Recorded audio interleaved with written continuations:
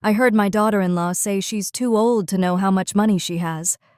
My son didn't hesitate to agree, and I caught every word while standing silently at the top of the stairs. "She's probably right," David said, and something inside me shifted.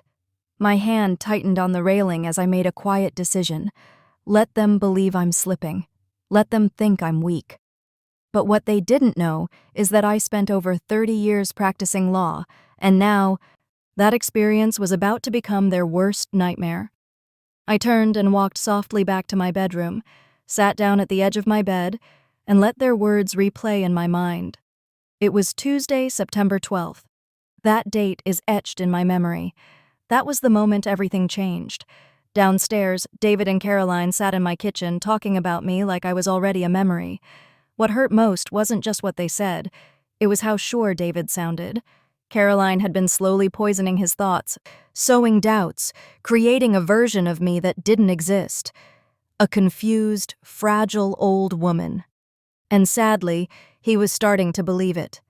About 20 minutes later, I came downstairs, shuffling in my slippers, slumped just enough to fit their expectations. David looked up, faking concern. "Oh, there you are, Mom. We were just talking about how you should maybe get a checkup. It's been a while." In truth, I'd just seen Dr. Patterson 3 months ago. He'd said I was in excellent shape, but I smiled sweetly, playing along. "That sounds like a good idea," I replied as I eased into my usual chair. "You know how I worry about my health these days." Caroline looked at David knowingly, her eyes saying, "See what I mean?" "We only want to make sure you're looking after yourself," she added with a syrupy smile. That night, I went into David's office. His laptop was open. Password, his birthday, predictable. And there it was, his search history filled with phrases like early dementia symptoms, signs of memory loss in seniors, and the kicker, Connecticut conservatorship process. Even worse, I discovered emails from Caroline dating back weeks. She'd been feeding David fake stories, claiming I was forgetful, reckless with money, or confused during conversations. It was all fiction, but she wrote it so convincingly, David had started to believe she was right. She wasn't just manipulating me, she was using my son to do it. I spent the next couple of hours saving everything, printing emails, compiling documentation. If they wanted a legal battle, I was ready. I'd fought tougher ones in courtrooms for decades. By Thursday morning, Caroline took the next step. She called my bridge club and canceled my usual game, said I wasn't up to it anymore. Then she fired Rosa, my trusted housekeeper of 12 years, claiming she'd caught her stealing. That afternoon, Rosa called me in tears. "Mrs. Thompson, I swear I've never taken anything from your home. You know me. Please believe me." "I do," I said gently, "and I won't forget who said otherwise." Rosa paused. "Mrs. Thompson, you don't sound like yourself. Are you okay?" "I'm better than they think," I replied. "And I need your help." I asked if she'd seen anything unusual lately, especially with Caroline. "Well," Rosa hesitated. "She's been looking through your paperwork when you nap, taking photos with her phone. She told me she was organizing your documents, but it felt strange." Perfect. Caroline had made her first real mistake. There was a witness to her snooping. By the time Friday dinner rolled around, Caroline unveiled what she clearly thought was her most brilliant move yet. "Dr. Patterson is a bit outdated," she said, slicing her chicken with the confidence of someone already too comfortable. "Dr. Wells, on the other hand, is a specialist in senior cognitive care, very up-to-date methods." I smiled politely, raising my glass with a nod.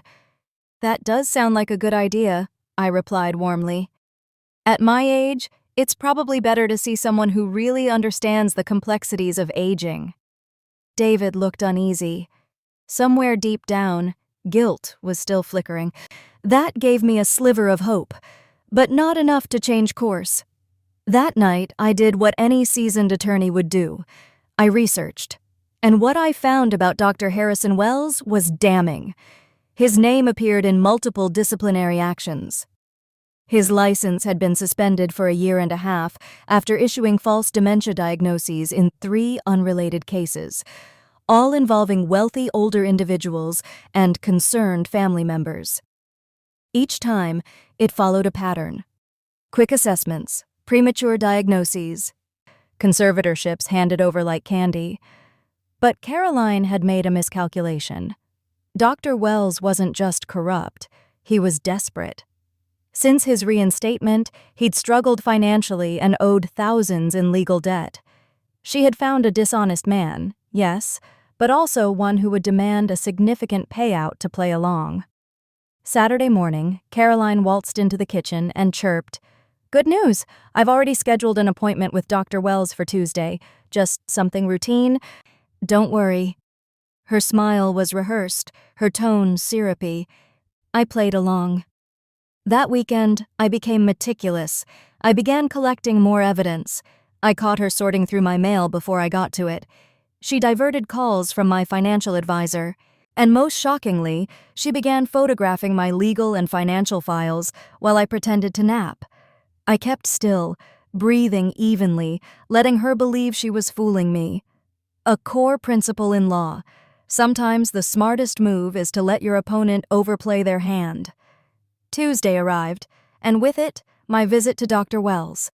His office looked like a set piece, clean, modern, but too polished, like someone had tried too hard to create an illusion of legitimacy. "Mrs. Thompson, how are we feeling today?" Dr. Wells asked, his tone smooth, his smile practiced. Caroline had strategically taken a seat where she could monitor both me and the doctor. Her presence felt less like concern and more like surveillance. "Oh, you know how it goes," I said, lowering myself gently into the chair across from him. "Some days feel clearer than others. Just yesterday, I spent 15 minutes hunting for my reading glasses." I motioned to the pair resting on my chest. "Turns out they were right here." Caroline gave him a knowing nod, like she was confirming her narrative. "She's been having more episodes like that lately," she added in a tone that dripped with feigned concern. Episodes. That word stuck with me, as if a single forgetful moment suddenly warranted a diagnosis. Dr. Wells launched into his assessment, but it quickly became clear that the questions were less about testing memory and more about making me seem impaired. "When was the last time you balanced a checkbook? Do you ever leave the stove on? Have you found yourself forgetting faces?" More than once, I caught him glancing down at a small notepad, one filled with bullet points in Caroline's handwriting. She had literally handed him a script. Then he pulled out a tablet. "I'd like to run a few simple cognitive tests, nothing serious, just establishing a baseline." I nodded. They were basic exercises, recalling a short list of words, drawing a clock, identifying everyday items. But Dr. Wells began showing his hand. When I answered correctly, he'd interrupt me mid-sentence or deliberately misstate my answers. He rushed through sections so Caroline wouldn't have a chance to see that I was doing just fine. Years in the courtroom had sharpened my ability to spot when someone was being coached. I saw right through him. As the session ended, Caroline leaned in and asked with mock curiosity, "How do you think she performed?" "I'll have a full report by Friday," Wells said smoothly, "but I do have early concerns regarding memory decline that we'll need to explore further." As we walked to Caroline's car, she slipped her arm through mine with false tenderness. "Don't worry, Margaret," she cooed with artificial sympathy. "Whatever Dr. Wells concludes, David and I will make sure you're taken care of properly." But during the ride home, I noticed her knuckles whitening on the steering wheel. Her hands trembled slightly. Caroline, always so composed, was cracking under the pressure. Whatever game she was playing, she needed it to pay off quickly. The so-called medical report arrived that Friday, delivered like a terminal sentence. Caroline held it dramatically at the dinner table, performing sorrow like a seasoned actress, but the tiny smile tugging at the corner of her mouth gave her away. "Moderate cognitive impairment," she read aloud. "Evidence of progressing dementia, along with impaired financial judgment." David didn't speak. He just poked at his plate, refusing to meet my eyes. "So what does that actually mean for Mom, day to day?" he finally asked, barely above a whisper. Caroline's tone was soft, measured, and entirely rehearsed. "It means we need to seriously consider how to support her moving forward, financially, legally, practically. She'll need help managing decisions that may become too confusing." And there it was, the truth wrapped in faux concern, the whole purpose behind this theatrical diagnosis. I excused myself early that night, citing tiredness, and quietly retreated to my sitting room. But I didn't go to sleep. I turned off the lights, sat in silence, and waited. Soon, their muffled voices floated up through the floorboards from the kitchen. My hearing, something else they'd clearly underestimated, remained sharp. "She qualifies now," Caroline was saying. "The attorney confirmed the diagnosis gives us everything we need to initiate conservatorship. It usually takes a few months, but with Wells's evaluation, we've got a solid foundation." "This still doesn't feel right," David replied. He sounded conflicted. "She's living independently. We'd be taking away her control." "David," Caroline snapped, her patience thinning, "your mother isn't immortal. When she passes, do you want to spend years dealing with probate because she made poor financial choices in her decline? Or worse, because she gave it all away to some scam or pet project?" How generous of Caroline to worry so deeply about David's future. "We're not stealing," she continued, her voice suddenly silky again. "We're preserving the value of what's hers. For her. For us. For the kids." Then I heard rustling paper, followed by Caroline's voice dropping to an urgent whisper. "Look at these numbers, David. Retirement funds, investments, this house. It's nearly $4 million. That's enough to cover Tommy and Lisa's college, wipe out our mortgage, and give us long-term security." "Our security, not mine, not his, theirs." David asked, hesitantly, "And if she challenges the conservatorship?" Caroline laughed, quick, dismissive, cold. "With what mental clarity? Dr. Wells spelled it out. She's incapable of handling her finances. No judge will listen to a woman who can't even find her glasses." The glasses, of course, still hung from my neck, right where they always were. I returned to my bedroom that night, wide awake and furious. Sleep didn't come. Strategy did. I opened my laptop and began building a case, just like I had countless times before. This one, though, was personal, and it would be flawless. By Monday morning, I stepped into a new role, the dotty old woman they expected. I bumbled around the kitchen in a bathrobe, let the coffee pot overflow, and asked Caroline the date. Twice. Every move was intentional, every slip designed. While they saw confusion, I was running my own private investigation. A close inspection of my banking records turned up alarming discrepancies. $12,000 listed for in-home care I never saw. Another $8,000 billed for equipment that never arrived. I called the bank myself, and that's when I learned the most revealing detail of all. David had been added as an authorized user 4 months ago using a limited power of attorney document that I now realized Caroline had slipped into a stack of insurance papers I'd signed. But everything shifted when she made a mistake she didn't realize could cost her everything. She left her laptop open on the kitchen counter while running out to pick up groceries, clearly thinking I was too mentally foggy to navigate technology. She was wrong. Once I opened her email, the truth poured out like poison. Credit card debt over $60,000. A second mortgage on their home, something David clearly had no idea about.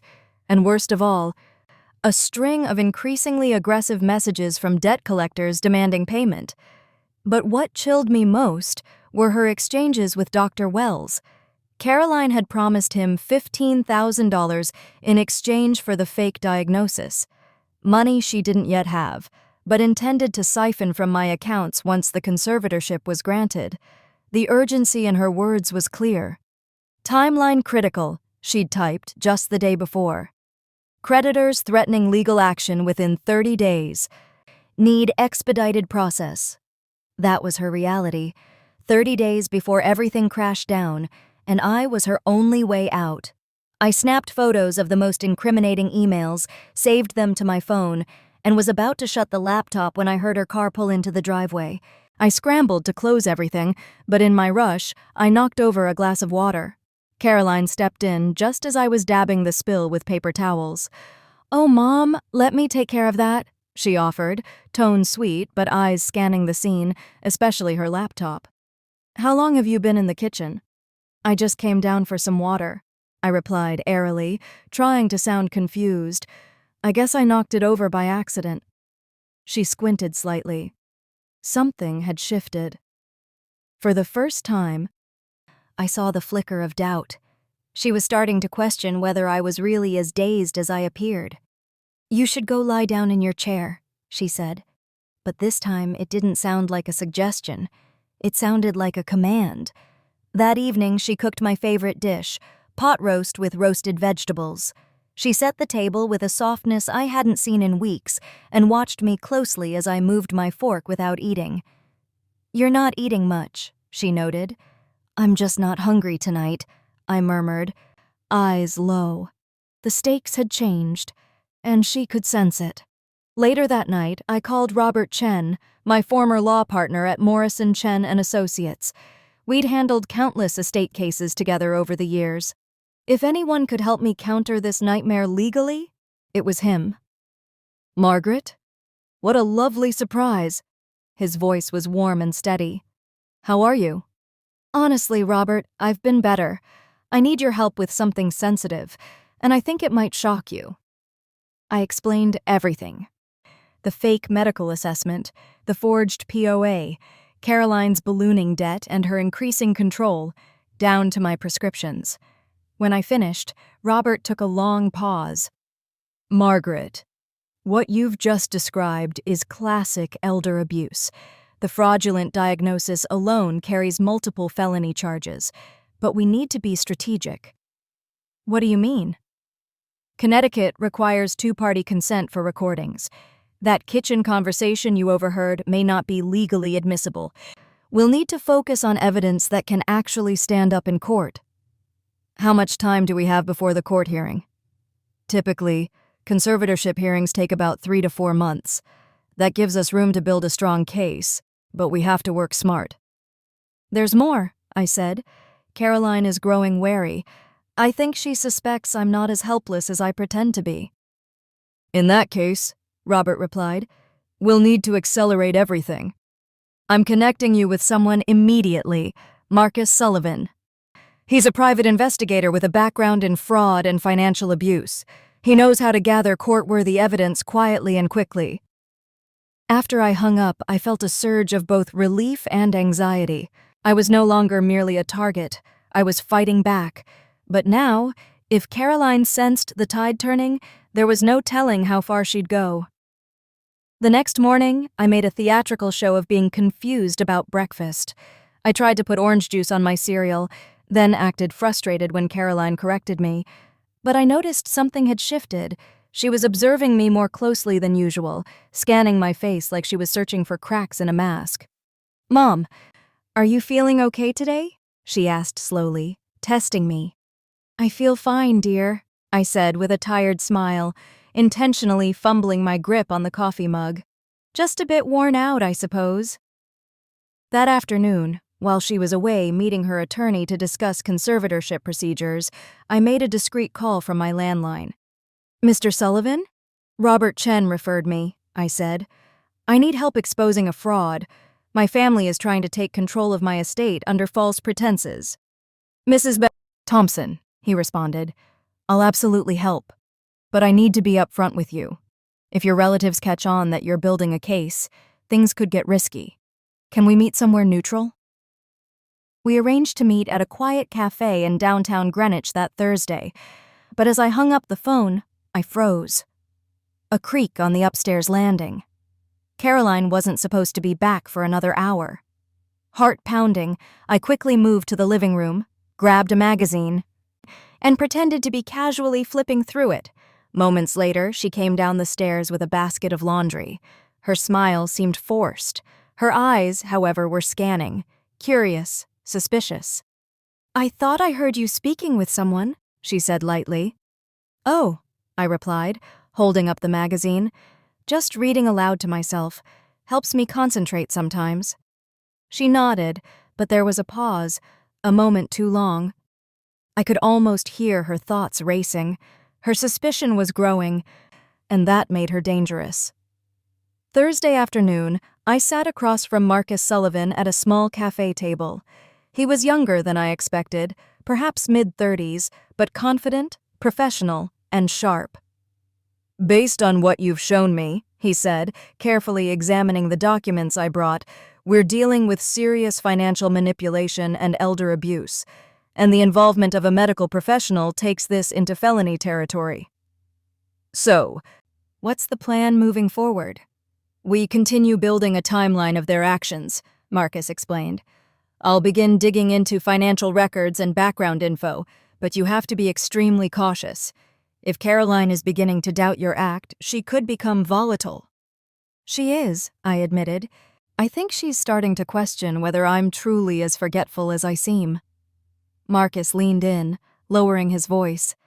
"That's exactly what worries me.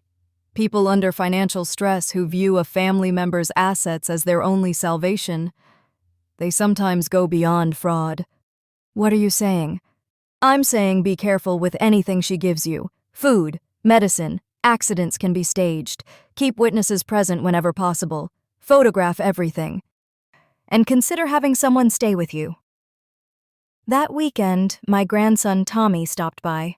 He looked uneasy, fidgeting more than usual as we sat together in the kitchen. I saw an opportunity. A risk, yes, but a necessary one. "Tommy," I began gently, "I want to ask you something, and I need you to be honest. Has your mom said anything to you about my memory?" He looked up, startled by the question. "She says you've been forgetting things, like bills and money stuff." "And what do you think?" I asked. "Based on what you've seen." Tommy went quiet for a long moment, then said, "Honestly, Grandma, you seem totally normal.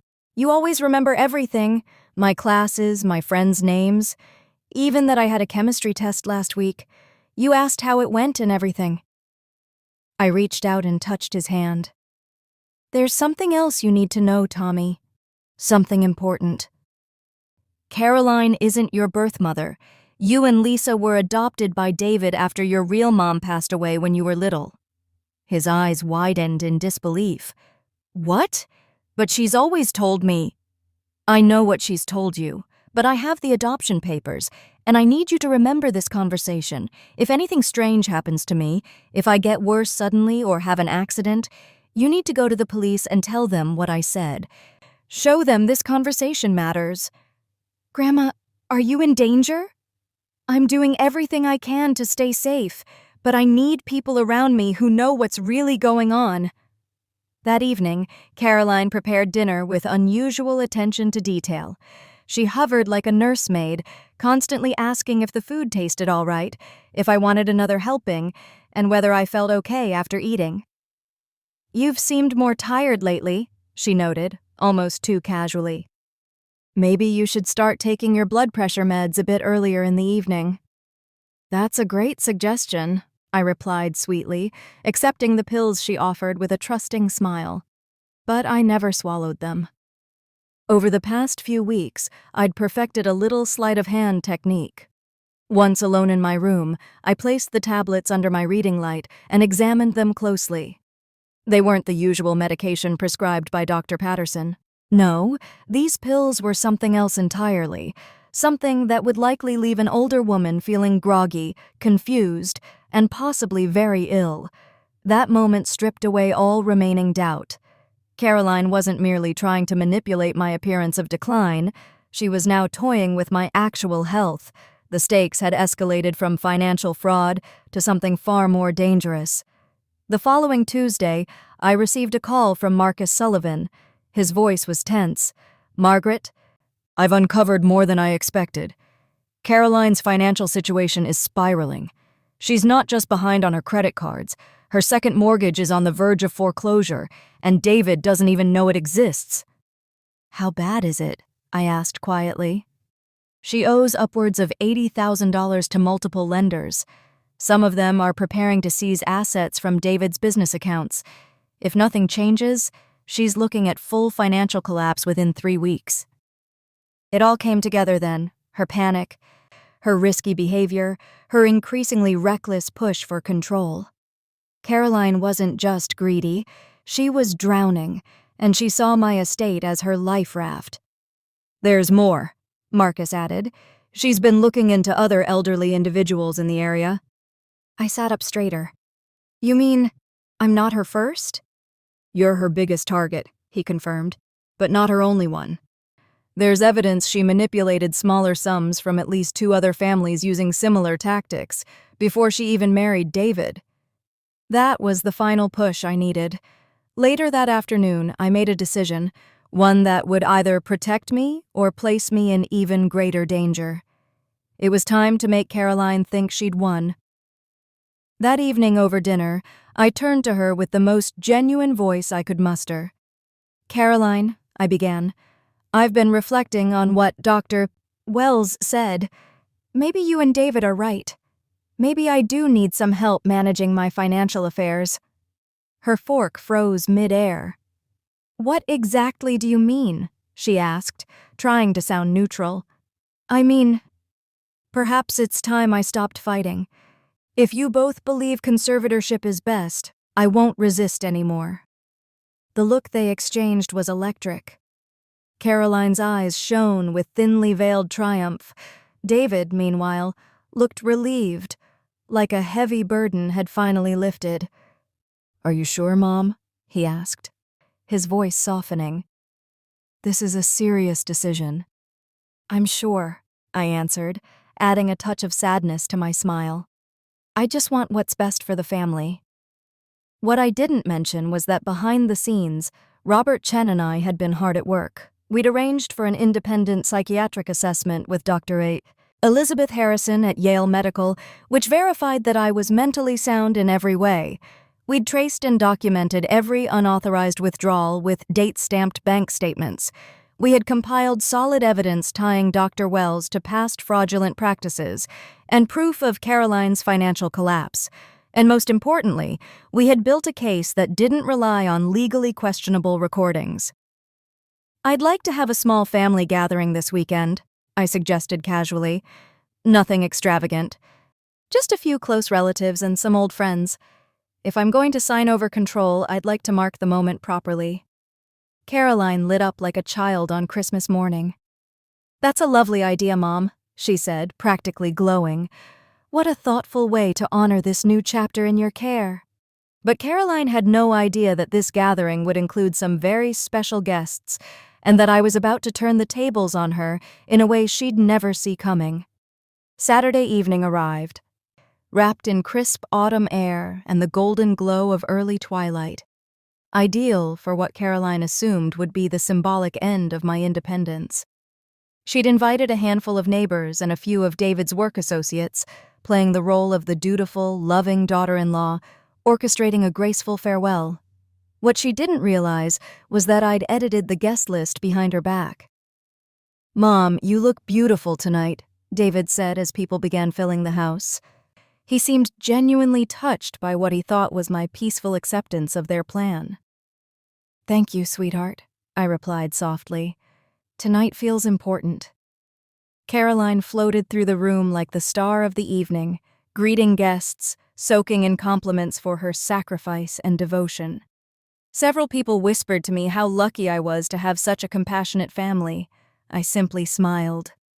But standing quietly in that room were 2 guests Caroline never expected to see: Robert Chen, introduced warmly as my longtime legal advisor, and Rosa, my loyal former housekeeper, whom I'd invited under the pretense of helping serve refreshments. Caroline's smile faltered when she saw Rosa. Her jaw tightened, but she said nothing. Objecting would have made her look petty, and that wasn't a role she wanted to play tonight. Once everyone had gathered in the living room, I stepped up to the fireplace and cleared my throat. "I'd like to say a few words," I announced. Caroline beamed. Of course, Mom. This evening is all about you.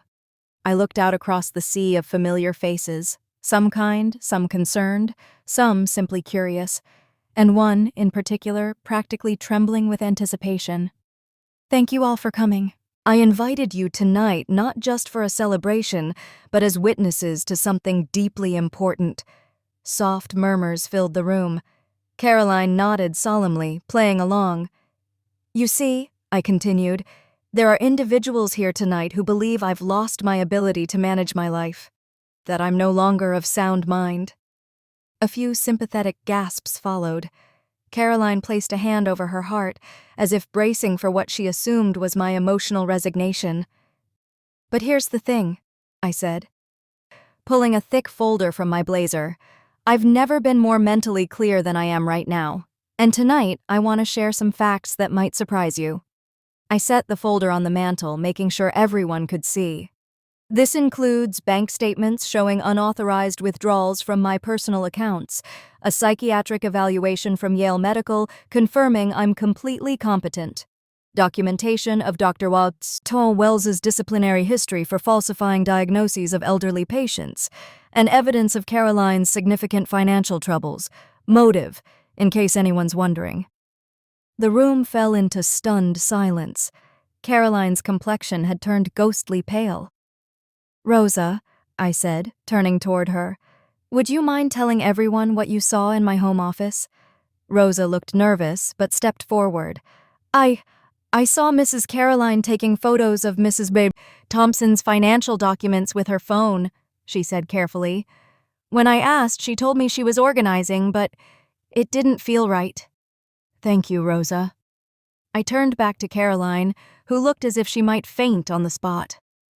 You underestimated me, Caroline, I said quietly. You assumed my age made me an easy mark, but after 30 years in law, I can spot a scheme from a mile away. Robert stepped forward beside me. As Mrs. Thompson's legal counsel, I've already submitted a formal complaint to the Connecticut Department of Social Services, he stated clearly. The medical board is investigating Dr. Wells, and the district attorney's office has been given complete documentation of the fraud. Caroline finally spoke, her voice brittle with panic. This is absurd. You can't prove anything. I gave her a calm, steady smile, the first real one I'd worn in months. Actually, I can. You left behind a trail so sloppy even a junior paralegal could follow it. Emails, bank transfers, phone logs. You made it all too easy. David stood up, visibly shaken. He looked at her like he didn't recognize her. Caroline, is this true? Did you really? But Caroline was already moving toward the door, realizing that her carefully constructed house of lies had just collapsed around her. As murmurs spread through the room, I stood still, feeling not rage or sorrow, but deep, quiet satisfaction. Caroline had tried to strip me of my freedom, my self-respect, and my entire financial legacy. But in the end, she learned a lesson she'll never forget. Never underestimate a woman who spent her entire career dismantling liars in a courtroom. In the days that followed, justice moved swiftly. With an airtight case and stacks of evidence, law enforcement didn't hesitate. Within 48 hours, Caroline was arrested on multiple counts: elder abuse, financial fraud, identity manipulation. Dr. Wells's medical license was suspended pending further investigation, and David began cooperating fully with authorities. That following Monday, he sat quietly across from me at the kitchen table, the same kitchen where just weeks ago I'd played the role of a confused old woman. Now, he looked like he'd aged 10 years overnight. I can't believe I bought into it, he said, voice hoarse. I truly believed you were slipping, Mom. She showed me things, fabricated examples, twisted conversations. I stopped trusting my own judgment. I poured him a cup of coffee, my hands steady and sure. What exactly convinced you I was losing it? I asked gently. She said you were forgetful, that you'd made strange decisions with your accounts, that you were getting defensive when I asked questions about money, which she claimed was a red flag. David rubbed his eyes, shame written across his face. She made it all sound so reasonable, like we were protecting you. I nodded slowly. Caroline had weaponized his concern.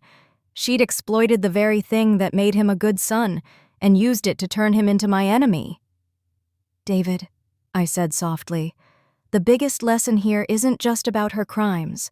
It's about listening to the people you love instead of listening about them. You should have come to me. I know, he whispered. I should have asked you, not her. That afternoon, Marcus arrived with the final results of his investigation, and what he shared confirmed just how deep Caroline's scheme had gone. She was draining funds from your business accounts, David, for over a year, he said grimly. And that second mortgage, she forged your signature. David looked stunned, but what Marcus said next hit even harder. She also researched chemical combinations that simulate dementia symptoms in older adults. Those pills she gave you? He turned to me. They weren't blood pressure meds. They were a mix designed to make you dizzy, disoriented, and confused. She wasn't just pretending you were sick, she was trying to make you sick. Just then, Tommy stepped into the room. He'd been listening from the hallway. Grandma, he said quietly, taking a seat beside me. I'm so sorry I didn't realize sooner. I should have questioned the things she said about you. I smiled and placed a hand on his. You trusted what you saw. You remembered how I actually spoke to you. That mattered more than anything. It showed strength and compassion, and it helped me more than you know. He hesitated while What's going to happen to Mom now? It was the question we'd all been avoiding, but it had to be asked. Caroline is facing several felony charges, I said gently. If convicted, she could serve 12 to 15 years in federal prison. As for Dr. Wells, he's likely going to lose his license and face prison time as well. I looked Tommy in the eyes. You don't need to worry about them anymore. Your job is to grow, to learn, and to build a relationship with your dad that's based on truth, not secrets. That evening, Robert called with one final update. Margaret, he said, we found something important in her apartment.